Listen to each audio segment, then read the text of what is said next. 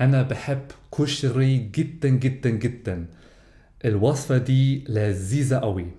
حبدأ أقطع البصل وأنزل بيه على زيت سخن، وححط عصير طماطم مع فلفل أسود، كزبرة وكمون، وحسيب الصلصة تتسبك. بعمل مكرونة، رز، وبطبخ العدس بكمون. دقة الخل بتخلي الطبق مميز. بقطع فلفل حامي، أفرم توم، وتهاني كمون كتير. هسخن طاسة فيها خل، عصير ليمون ومية، وبزود الدقة وقلب. عشان بحب الأكل الحامي عامل الشطة في نفس الطاسة.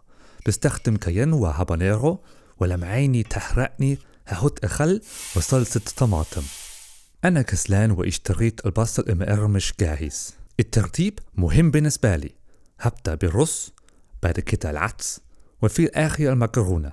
أكيد دقة كتير وصلصة وشطة، وعلى الوش البصل ممكن كتير.